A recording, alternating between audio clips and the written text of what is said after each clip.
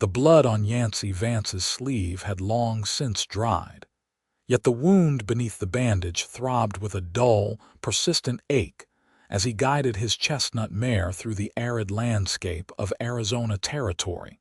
1885, unaware that fate awaited him just beyond the next ridge. The late afternoon sun beat down mercilessly as Yancey squinted at the horizon, his weather-beaten face partially shielded by the wide brim of his dusty Stetson. 3 days of hard riding had taken their toll, and the bullet graze on his left arm from a skirmish with cattle rustlers wasn't helping matters. The makeshift bandage he'd applied was coming loose, but he pushed onward toward Copper Creek, hoping to find a proper doctor before nightfall. As he crested the hill, the sight below caught him by surprise. A small covered wagon sat tilted at an awkward angle, one wheel clearly broken. A woman in a simple blue dress knelt beside it, tools scattered around her as she attempted to make repairs. Her honey blonde hair had mostly escaped its pins, falling around her shoulders as she worked. Yancey hesitated. Lone travelers had good reason to be wary in these parts, and a woman alone even more so. Still, he couldn't just ride past. "Hello there," he called, keeping his mare at a reasonable distance. "Need some assistance with that wheel?" The woman's head snapped up, and her hand instantly moved to her side, where Yancey guessed she had a pistol concealed in the folds of her dress. Smart woman. "Stay where you are," she commanded, her voice steady despite the clear wariness in her eyes. Yancey raised his right hand in a gesture of peace, his left arm hanging awkwardly at his side. "No trouble intended, madam, just offering help. Yancey Vance is the name." Her eyes narrowed, assessing him from head to toe before lingering on his bloody sleeve. "You're injured." "It's nothing," he replied, though a sharp stab of pain made him wince as he shifted in the saddle. Something in her expression changed, professional interest replacing suspicion. She stood slowly, brushing dust from her skirt. "I'm Lydia Newcomb. I'm a doctor." She gestured to his arm. "That doesn't look like nothing." Yancey couldn't help but laugh. "A lady doctor, out here," her chin lifted defiantly. "Yes, a lady doctor, Harvard Medical School, class of '80. Now, are you going to let me look at that arm, or would you prefer to bleed and risk infection because you're too stubborn to accept help from a woman?" He hadn't expected that. Most women he encountered in these territories were ranchers' wives, saloon girls, or school teachers, not educated physicians. "I'd be much obliged," he conceded, dismounting with a grimace. "Though I should tell you I was headed to town to find a doctor myself. Seems Providence brought me to one sooner." "And I need help with my wagon," Lydia replied pragmatically. "So perhaps this meeting benefits us both." As Yancey approached, she gestured to a flat rock near her wagon. "Sit. Let me see what we're dealing with." He lowered himself onto the makeshift seat, watching as she retrieved a leather medical bag from inside the wagon. Her movements were precise, confident. This was clearly no amateur playing at medicine. What brings a Harvard-educated doctor to the middle of nowhere? Yancey asked as she knelt beside him. "I'm headed to Copper Springs. They advertised for a town doctor." She began cutting away the soiled bandage. "Not many places will hire a female physician, but frontier towns can't afford to be particular." Yancey winced as the bandage pulled at dried blood. "Copper Springs, you say? That's where I'm headed to. Sheriff Holbrook is an old friend. He wired about trouble with rustlers." Lydia's hands paused. "And I see you found them." She examined the wound with clinical detachment. "Bullet graze fairly deep. When did this happen?" "3 days back." She clicked her tongue disapprovingly. "And you've been riding around with this minimal excuse for a dressing. It's a wonder you haven't developed fever." As she spoke, the loosened bandage slipped completely, revealing the angry red wound beneath. Yancey instinctively moved to adjust his position, but her hand firmly pressed his shoulder. "Hold still," she commanded. "You sound like my mother," he retorted, bristling slightly at being ordered around. Lydia's eyes met his, determination evident in their deep blue depths. "Good, then listen." Something in her tone, professional yet somehow personal, made him relent. He sat quietly as she cleaned the wound with water from her canteen, then applied a pungent liquid that stung fiercely. "Devil's brew," he muttered through clenched teeth. "Carbolic acid solution," she corrected, the hint of a smile playing at her lips. "It will prevent infection." Her hands were gentle despite their firmness, and Yancey found himself studying her face as she worked. She was pretty, though not in the painted, showy way of saloon girls. Her beauty was subtle, intelligent eyes, a determined set to her jaw, and a sprinkling of freckles across her nose that spoke of time spent in the sun. "How did you come by this injury, exactly?" she asked as she began applying a proper dressing. "Caught up to some rustlers taking cattle from the Baldwin spread. There were more than expected. Got this souvenir but managed to recover the stolen herd." "Single-handedly?" she asked skeptically. "A man doesn't need to brag about doing what needs doing," he replied. Lydia secured the bandage with practiced efficiency. "There, change this daily. Keep it clean and dry." "Thank you, Dr. Newcomb," Yancey said, rolling down his sleeve carefully. "Now, about that wagon wheel."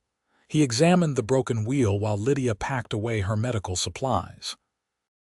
The spokes had splintered where they met the hub, making repair impossible. "You'll need a new wheel," he pronounced. "But I might be able to fashion something temporary to get us to Copper Springs. It's only about 10 miles east." "Us?" she questioned, eyebrow raised. "Well, I can hardly leave you stranded out here with night coming on, and we're headed to the same place." He paused, sensing her hesitation. "Unless you'd prefer I ride ahead and send back help."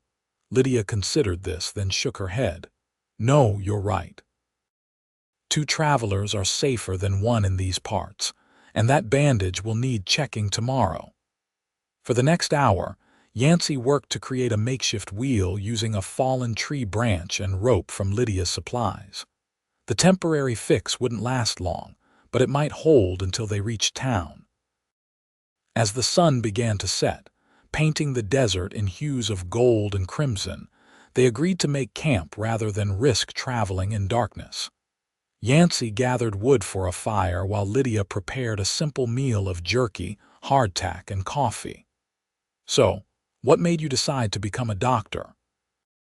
Yancey asked as they sat by the crackling flames, the stars beginning to appear in the darkening sky. Lydia stared into her tin cup. "My brother died of scarlet fever when I was 12. The doctor in our town was 3 days' ride away by the time he arrived." She shrugged, the gesture attempting to minimize old pain. "I decided then that no one should die simply because medical help was too far away. That's quite a noble calling." "What about you?" she asked. "You don't strike me as an ordinary cowboy." Yancey chuckled. "I was a Texas Ranger for 8 years. Hung up the badge last year after." He paused, memories surfacing. "After losing too many friends.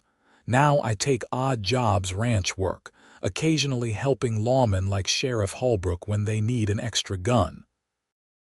"You're a gunslinger then," she said, her tone neutral. "I'm a man who's good with a gun when necessary," he corrected.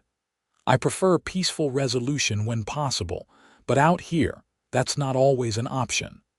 Night descended fully around them, the fire casting dancing shadows across their faces. Somewhere in the distance, a coyote howled, its mournful cry echoing across the empty landscape. "We should get some rest," Lydia suggested. "I'll sleep in the wagon. You're welcome to the space beneath it." "I'll keep watch for a spell," Yancey replied. "Old habits." Lydia nodded, gathering her skirts as she stood.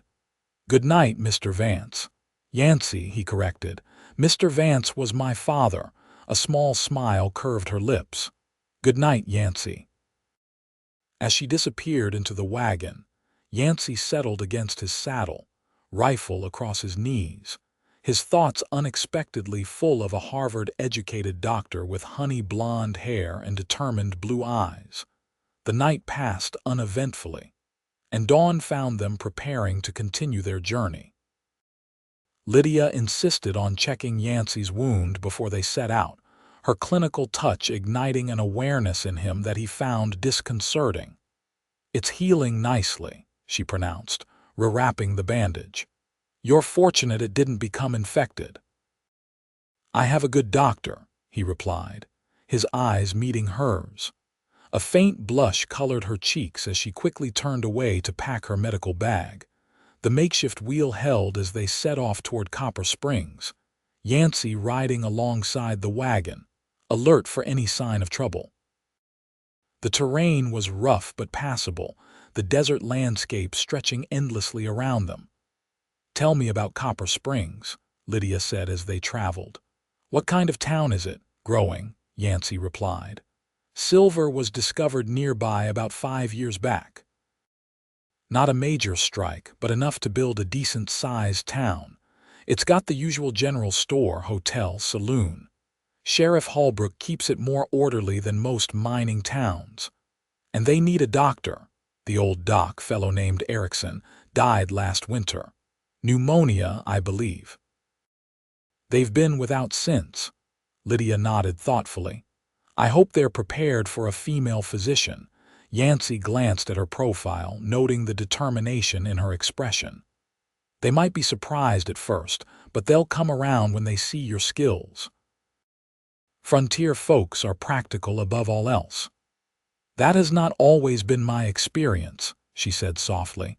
Before Yancey could respond, the crack of a rifle shot split the air.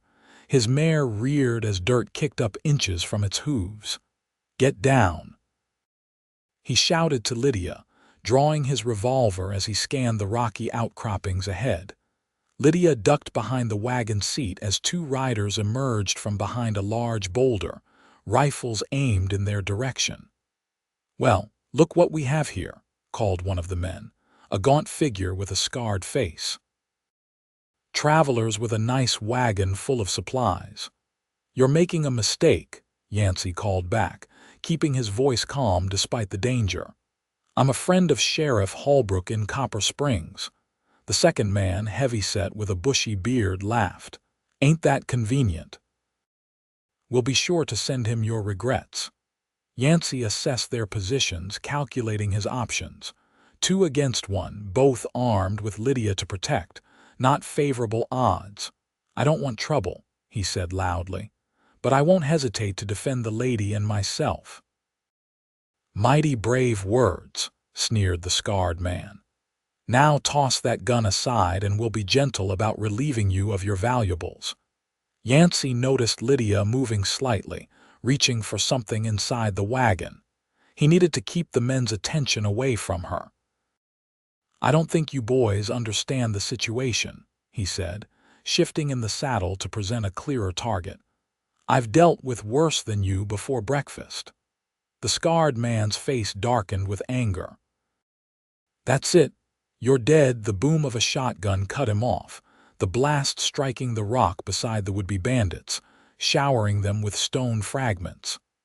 They recoiled in shock as Lydia stood in the wagon, a double-barreled shotgun steady in her hands. "The next one won't miss," she called, her voice remarkably steady. "Ride away now." The men exchanged glances, clearly reassessing the situation. Yancey used their hesitation to his advantage, firing a precise shot that knocked the rifle from the scarred man's hands. "Your choice, gentlemen," Yancey said calmly. "Leave now or this gets uglier." After a tense moment, the heavy-set man spat on the ground. "This ain't worth dying over, Clem." He turned his horse, his companion reluctantly following suit. They galloped away, casting venomous glances over their shoulders. When they were out of sight, Lydia lowered the shotgun, her hands suddenly trembling. Yancey rode to the wagon's side, impressed and somewhat amazed. "Where did you learn to handle a shotgun like that?" he asked. "My father insisted I know how to protect myself if I was determined to travel west alone." She set the weapon down carefully. "I've never actually fired it at a person before." "You missed them deliberately," she nodded, color returning to her face. "I took an oath to do no harm. But I also have no intention of becoming a victim." Yancey shook his head in admiration. "Dr. Newcomb, you are full of surprises." "Lydia," she said quietly, "I think after sharing gunfire we can dispense with formalities." "Lydia," he repeated, liking the way her name felt on his lips. They continued toward Copper Springs more cautiously now, aware that the bandits might return with reinforcements. The temporary wheel began to wobble more pronouncedly as they traversed a particularly rocky stretch, forcing them to reduce their pace. "Will it hold?" Lydia asked anxiously. "Long enough, I hope," Yancey replied, though his expression betrayed concern. "We should see the town within a couple of hours." As they traveled, Lydia spoke of her medical training and the challenges she'd faced as a female physician. Her father, a progressive-minded banker from Boston, had supported her ambitions, though her mother had been scandalized. "She wanted me to marry a suitable gentleman and host dinner parties," Lydia explained with a wry smile. "Not spend my days setting broken bones and delivering babies." "And what did you want?" Yancey asked. She looked at him thoughtfully. "To make a difference, to use my mind, to be judged by my abilities rather than my gender." She paused. "Is that too much to ask?" "Not at all," Yancey replied, "though the world might take some convincing." "The world can be stubborn," she agreed, "but so can I." He found himself smiling at that. "I don't doubt it for a second." As the sun climbed higher, the heat became oppressive. Yancey shared his canteen with Lydia, their fingers brushing during the exchange. The simple contact sent an unexpected jolt through him, and from her startled expression, she felt something too. "Thank you," she murmured, quickly looking away. The makeshift wheel gave out completely just as the buildings of Copper Springs came into view on the horizon. With a crack and a lurch, the wagon tilted sharply, nearly toppling before coming to rest at an awkward angle. "That's unfortunate timing," Lydia sighed, gathering her medical bag. "I suppose we walk from here." "I have a better idea," Yancey said, dismounting and approaching the wagon. "Your things will be safe enough here until we can send someone back for them.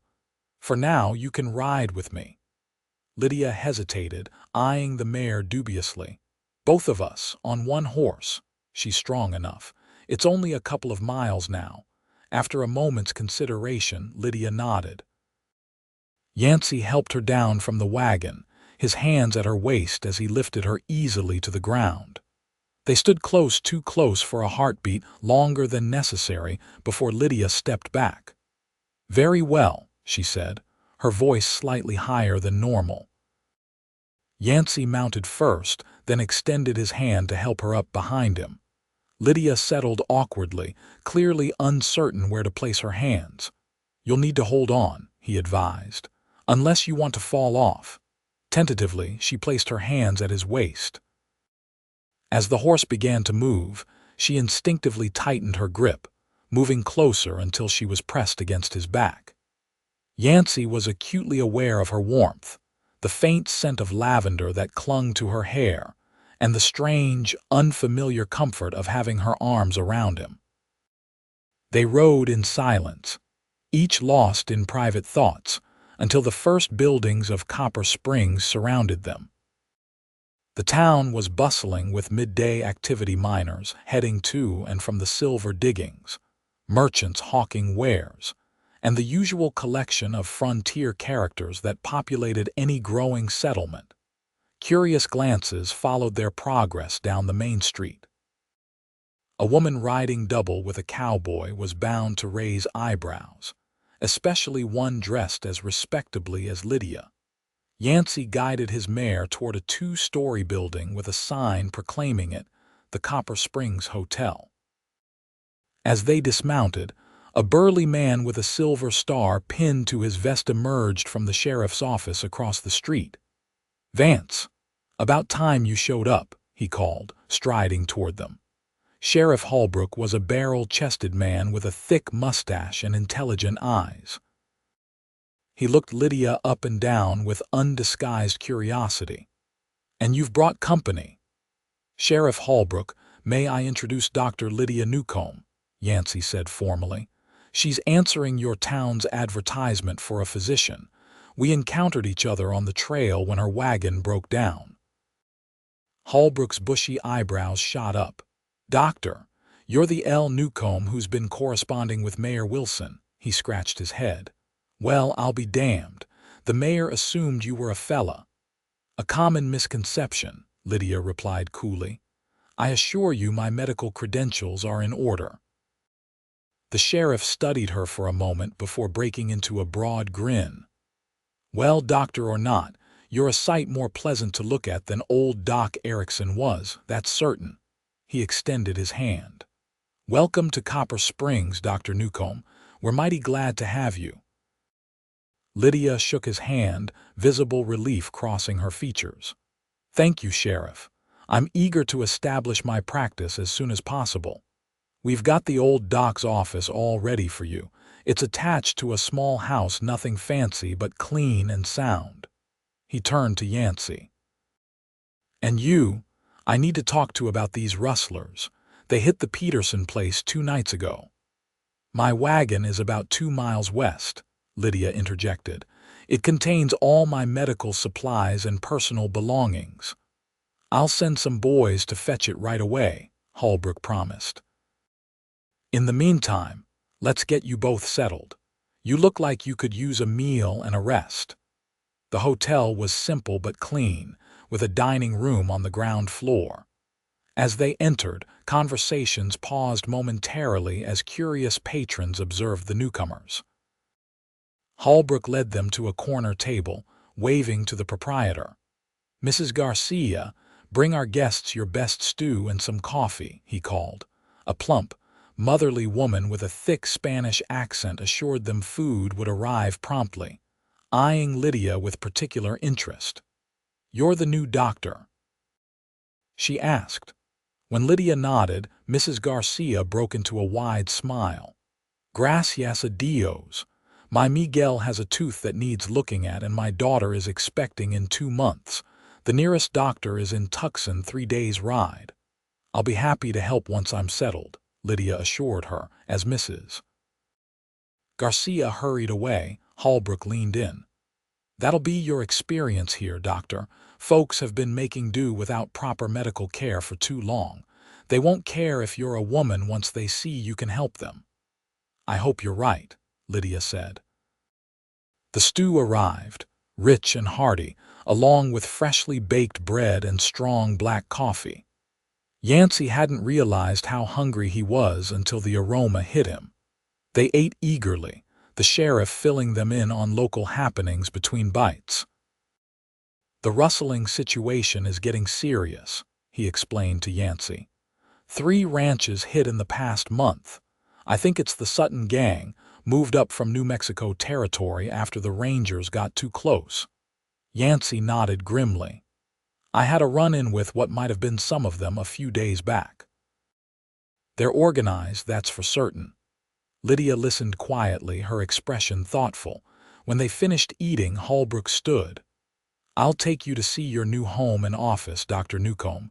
Vance, meet me at my office in an hour. We've got planning to do." Yancey agreed, watching as the sheriff escorted Lydia out. Though they'd only spent a day in each other's company, he felt a strange reluctance to part ways. He shook his head at his own foolishness. A Harvard-educated female doctor and a former Texas Ranger turned drifting cowboy. They occupied different worlds. After settling his mare at the livery stable and securing a room at the hotel, Yancey headed to the sheriff's office. They spent the afternoon discussing strategy for dealing with the rustlers, poring over maps and reviewing reports from affected ranchers. "We need to set a trap," Yancey concluded. "Make them think another ranch is vulnerable but have men waiting." Holbrook nodded thoughtfully. "The Mason spread might work. It's isolated enough to be tempting but has good defensive positions." They were deep in planning when the office door opened and Lydia entered, medical bag in hand. "Sheriff, Mr. Vance," she greeted them. "I've come to properly change that bandage." Her gaze fixed on Yancey's arm, Holbrook grinned. "Already making house calls, doctor. That's service." "Professional responsibility," she corrected, though her cheeks colored slightly.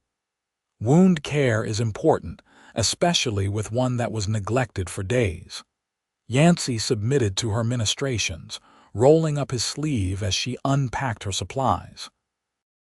Her touch was gentle but firm as she removed the old bandage and examined the wound. "It's healing well," she pronounced, "but it needs cleaning and a fresh dressing." As she worked, Holbrook filled her in on the town's medical situations, mentioning several patients who would likely seek her services immediately. Lydia listened attentively, asking pertinent questions that impressed both men with her knowledge. "There you are," she said finally, securing the new bandage on Yancey's arm. "Change it again tomorrow. I've left supplies at your hotel room with instructions." "Much obliged, doctor," Yancey said, their eyes meeting briefly. "I should go," she said, gathering her things. "Mayor Wilson is expecting me for dinner to discuss terms of employment." "I'll walk you out," Yancey offered, ignoring Holbrook's knowing smirk. Outside, the late afternoon sun cast long shadows down the dusty street. Townsfolk went about their business, many nodding curiously to the newcomers. "How's your new home?" Yancey asked as they walked slowly toward the doctor's office at the end of the street. "Surprisingly suitable," Lydia replied. "The previous doctor kept meticulous records and a well-stocked dispensary. The living quarters are small but comfortable." She paused. "My wagon arrived with all my belongings intact, thanks to the sheriff's men." "Good," Yancey nodded. "How long do you plan to stay in Copper Springs?" Lydia considered the question. "The town council has offered a 1-year contract to start after that." She shrugged. "It depends on how things work out." They reached the doctor's office, a neat clapboard building with a freshly painted sign in the window announcing L. Newcomb, M.D. A small attached house sat behind it, smoke curling from its chimney. "I should prepare for dinner with the mayor," Lydia said, hesitating at the door. "Of course." Yancey removed his hat, suddenly awkward. "I wanted to thank you again for tending my wound and for your company on the trail." She smiled, the expression transforming her face. "We made a good team against those bandits." "That we did." A moment of silence stretched between them, filled with unspoken thoughts. "Will you be staying in Copper Springs long?" Lydia finally asked. "Until we resolve this rustling situation, at least. After that." He trailed off, his future as undefined as hers. "I suppose I'll find another job that needs doing." Lydia nodded, something like disappointment flickering across her features. "Well, good luck with your rustlers, Mr. Vance." "Yancey," he corrected gently. "Yancey," she echoed, the name soft on her lips. "Good night." As she disappeared inside, Yancey stood for a moment longer than necessary, hat in hand, wondering why the prospect of moving on from Copper Springs suddenly seemed less appealing than it had that morning. The next week passed in a blur of activity. Yancey rode with Sheriff Holbrook and a posse of ranchers, tracking rustlers and setting up their trap at the Mason Ranch. Meanwhile, Lydia quickly established herself as a competent physician, treating everything from mining injuries to childhood illnesses. They saw each other occasionally passing on the street, sharing a meal at the hotel dining room, or when Lydia changed his bandage every few days. Each encounter left Yancey increasingly aware of her, the way she tucked loose strands of hair behind her ear when concentrating, how her eyes lit up when describing an interesting medical case, the quiet determination that carried her through each day in a profession dominated by men. On the 7th day, their trap was sprung. The rustlers, 8 men led by a notorious outlaw named Sutton, attacked the Mason Ranch shortly after midnight, exactly as predicted. The waiting posse caught them by surprise, but the ensuing gunfight was fierce and chaotic in the darkness. When it ended, 3 rustlers were dead, 2 wounded, and the rest captured. But victory came at a price. 2 ranchers suffered minor injuries, and Yancey took a bullet to his right thigh while protecting a young ranch hand who'd been caught in the open. Dawn found him lying on an examination table in Lydia's office, jaw clenched against the pain as she prepared to remove the bullet. "This is going to hurt," she warned, laying out instruments on a sterile cloth. "I can give you laudanum for the pain." "Just get it done," Yancey said, his face pale but determined. Lydia's professional demeanor couldn't entirely mask her concern. "Stubborn man. At least drink this whiskey." He accepted the bottle, taking several long swallows before handing it back. "Reminds me of our first meeting." "You patching me up again?" "Yes. Well, try not to make this a habit," she said, her voice tight as she cut away his blood-soaked trouser leg. Sheriff Holbrook hovered anxiously nearby. "The prisoner wagon is ready to transport Sutton and his men to Tucson when you're done here, Doc." "The 2 wounded bandits are stable enough to travel," Lydia nodded without looking up. "Yes, their injuries were superficial. I've bandaged them adequately." She examined Yancey's wound carefully. "I need to concentrate now, Sheriff." Taking the hint, Holbrook retreated. "I'll check back later." "Hang in there, Vance." Left alone with Lydia, Yancey watched her work, trying to focus on her face rather than the pain radiating from his thigh. Her expression was one of intense concentration, professional yet somehow personal. "You're good at this," he murmured as she cleaned the wound. "Removing bullets from foolhardy cowboys?" she asked, a hint of tension in her voice. "I've had practice." "Caring for people," he corrected. "You were meant to be a doctor." Something softened in her expression. "Thank you, now brace yourself, this part is unpleasant." Despite the whiskey dulling his senses, the extraction of the bullet was agonizing. Yancey gripped the edges of the table, sweat beading on his forehead as Lydia worked with swift precision. When she finally dropped the misshapen lead ball into a metal basin with a clink, they both exhaled in relief. "The good news is the bullet didn't hit any major blood vessels or bone," she reported, beginning to stitch the wound. "With proper care, you should heal completely. But you'll need to stay off this leg for at least 2 weeks." Yancey grimaced. 2 weeks? I can't stay idle that long." "You can and you will," Lydia said firmly, "unless you want to risk permanent damage." "I have a hotel room booked for just 3 more days," he protested. Lydia's hand stilled momentarily. "There's a spare room behind my office. It's small, but it would allow me to monitor your recovery properly." She resumed stitching, not meeting his eyes. Purely for medical reasons, of course. The offer surprised him. "I wouldn't want to impose." "It's not an imposition. It's proper medical care." She tied off the last stitch and began bandaging his thigh. "Besides, I would feel better knowing you were recovering adequately." Something in her voice, a hint of vulnerability beneath the professional concern, made Yancey study her more closely. "In that case, Doctor, I accept your kind offer."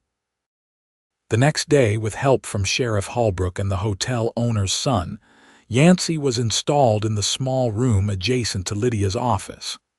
It was simply furnished with a narrow bed, a chair, and a small table, but clean and comfortable. "I've brought your things from the hotel," Holbrook said, setting Yancey's saddlebags on the floor. "The rustlers are on their way to Tucson with a federal marshal.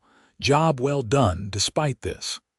He nodded toward Yancey's bandaged leg. "We got them all?" Yancey asked. "Every last one." "Ranchers can sleep easier now," the sheriff grinned. "And you get to recuperate under the care of our pretty doctor. Some might call that fortunate." "It's not like that," Yancey protested, though the words lacked conviction. Holbrook's knowing smile widened. "If you say so." He headed for the door. "Rest up, Vance. I'll check in tomorrow."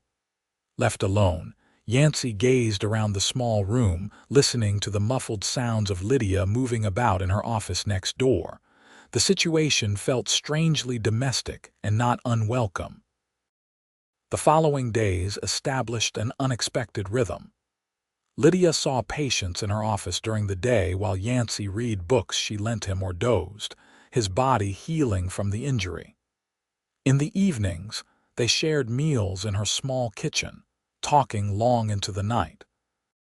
He learned about her childhood in Boston, her struggle to be accepted at medical school, and her dreams of establishing a proper hospital someday.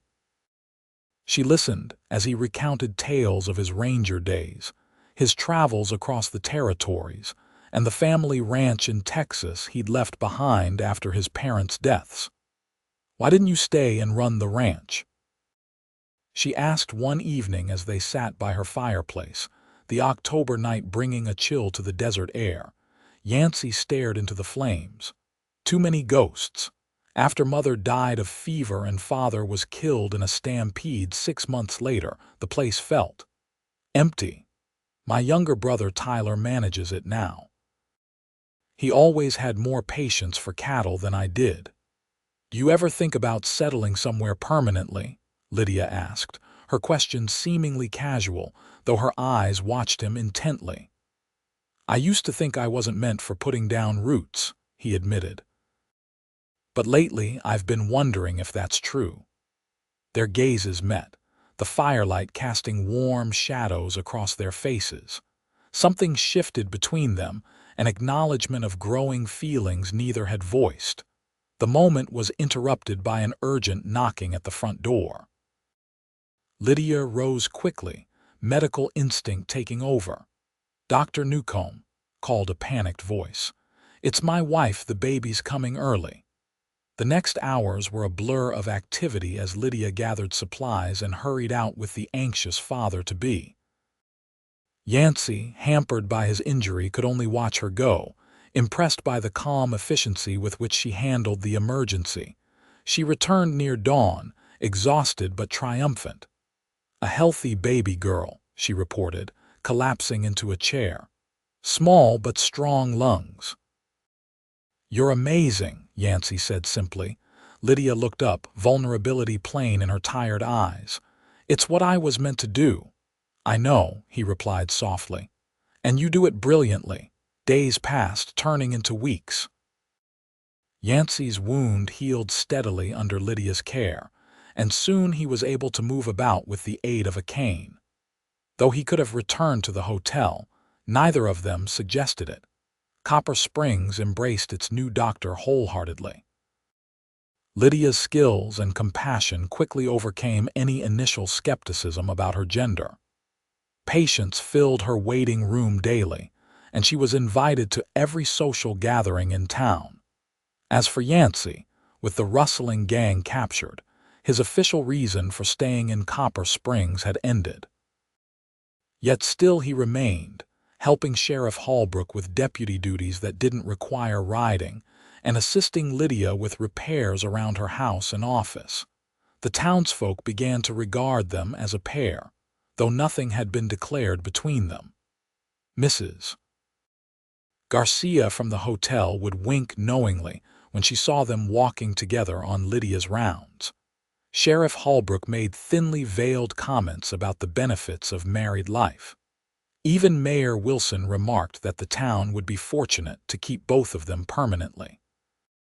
One crisp November afternoon, Yancey sat on the porch of Lydia's office, whittling a small wooden horse.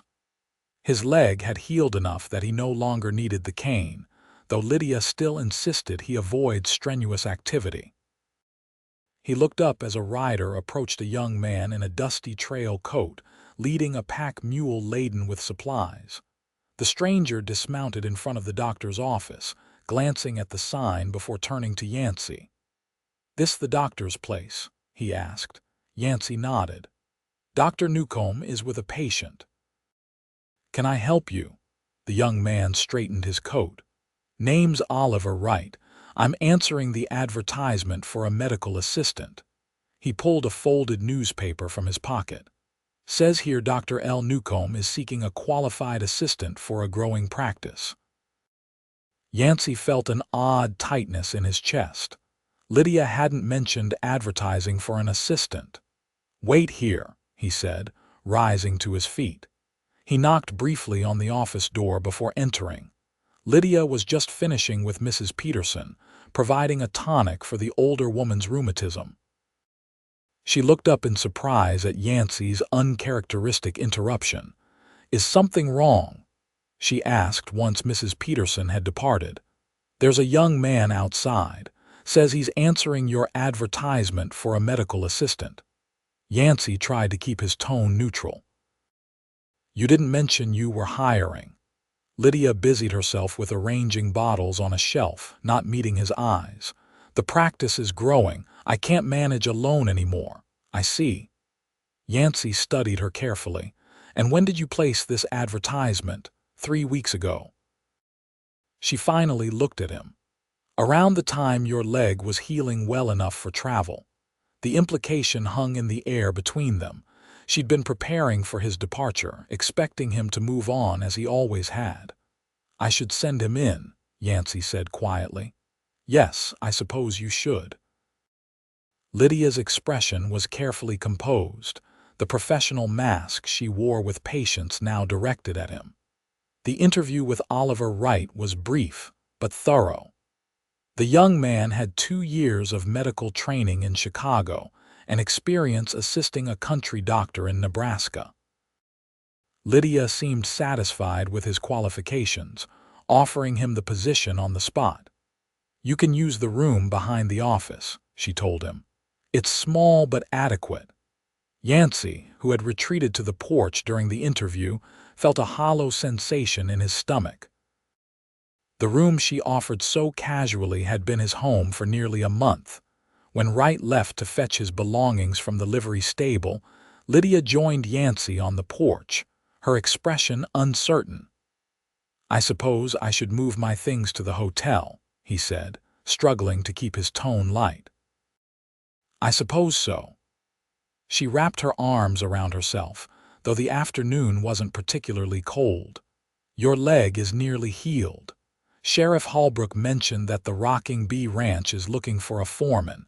It's good work, if you're interested in staying in the area." Yancey studied her face, trying to read the emotion she was working so hard to conceal. "Is that what you want? For me to stay in the area?" "What I want doesn't matter," she replied carefully. "You've never stayed in one place long. I don't expect Copper Springs to be any different." What if it was? Her eyes lifted to his, uncertainty and hope battling in their blue depths. "What are you saying, Yancey?" He moved closer, taking her hand in his. "I'm saying that for the first time in years I'm not eager to move on. And I'm wondering if that has something to do with the doctor who ordered me to hold still when we first met." A small smile curved her lips. "I believe you complained that I sounded like your mother. And you said good, then listen." He squeezed her hand gently. "I'm listening now, Lydia. If you want me to go, I'll go. But if you want me to stay—" "I want you to stay," she whispered, the words clearly difficult for a woman accustomed to self-reliance. "But not because you feel obligated or because of your injury. I want you to stay because you want to." Yancey reached up, gently tucking a strand of honey blonde hair behind her ear. "I want to, more than I've wanted anything in a very long time." The kiss that followed was gentle at first, then deepened with all the unspoken feelings that had grown between them over the past weeks. When they finally parted, Lydia's cheeks were flushed, her eyes bright. "What about Mr. Wright?" Yancey asked, nodding toward the street where the young assistant would soon return. Lydia laughed softly. "The practice truly does need help, but perhaps we can find other accommodations for him." "And for me?" Yancey raised an eyebrow, her blush deepened. "That depends on your intentions, Mr. Vance." "My intentions?" He smiled, drawing her closer. "Well, Dr. Newcomb, my immediate intention is to kiss you again.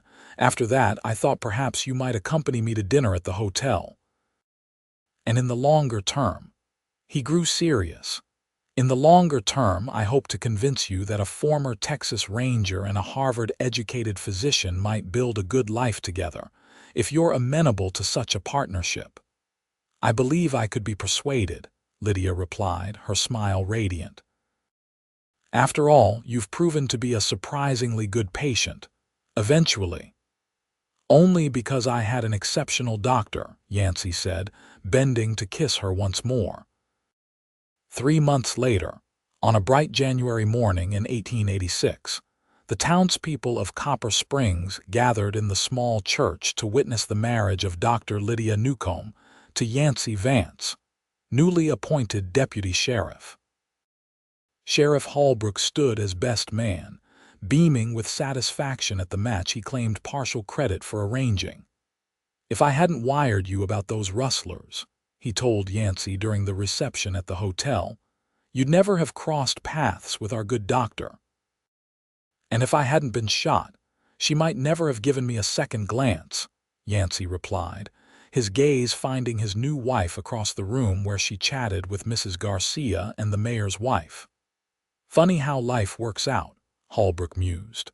"A bullet wound leading to a wedding band." Lydia joined them, radiant in a simple ivory dress with blue ribbons that matched her eyes. "What are you two conspiring about?" she asked, slipping her hand into Yancey's. "Just discussing the unlikely path that brought us here," Yancey answered, raising her hand to his lips. "Speaking of unlikely," Holbrook said, "did you hear the town council voted unanimously to fund your hospital proposal, Doc? Construction starts in the spring." Lydia's eyes widened. "But the vote wasn't scheduled until next week," the sheriff winked. "Consider it a wedding present from Copper Springs. Town's growing fast, we need that hospital, and there's no one better to run it than you." As the celebration continued around them, Yancey led Lydia to a quiet corner. "Happy, Mrs. Vance," deliriously, she replied, "though I'll be Dr. Newcomb professionally." "Of course," he agreed. "I wouldn't have it any other way." "And you? Any regrets about settling down?" she asked, a hint of vulnerability in the question. Yancey looked around at the town that had become home, then back to the remarkable woman who had captured his heart. "Not a single one. For the first time in my life, I'm exactly where I'm supposed to be, with a bullet wound that's finally healed," she teased, "thanks to my very demanding doctor." He pulled her close. "Who still occasionally tells me to hold still." "And you still say I sound like your mother," she laughed. "And you still say, 'Good, then listen,'" they finished together. As spring turned to summer and summer to fall, Copper Springs continued to grow and prosper. The hospital rose on the edge of town, a testament to Lydia's vision and the community's trust in her abilities. Yancey proved as adept at maintaining law and order as he had been at rangering, his fair-minded approach earning respect from even the rowdiest elements. They made their home in a small house behind the hospital, where Lydia could be quickly summoned for emergencies. The spare room that had once been Yancey's sick room was transformed into a nursery, painted pale yellow, in anticipation of the child they expected in early spring. On cool evenings, they would sit on their porch, watching the sunset paint the desert in brilliant hues of orange and purple. Sometimes they spoke of the future, the hospital's expansion, the children they hoped for, the community they were helping to build. Other times they simply sat in comfortable silence, Lydia's head on Yancey's shoulder, his hand resting protectively over the gentle swell of their growing child. And sometimes, when the memory struck them, they would smile at how it all began with a broken wagon wheel, a bullet graze, and a slipping bandage that brought together two souls who had been searching without knowing what they sought. "Hold still," Lydia would say years later, tending a scraped knee or bandaging a small cut on one of their children. "You sound like your mother," Yancey would reply with a wink. And their daughter or son would giggle at the familiar exchange, not understanding its significance, but feeling the love that flowed beneath the words, a love born on a dusty trail in the Arizona territory, where a cowboy's bandage slipped and a doctor found not just a patient, but a partner for life.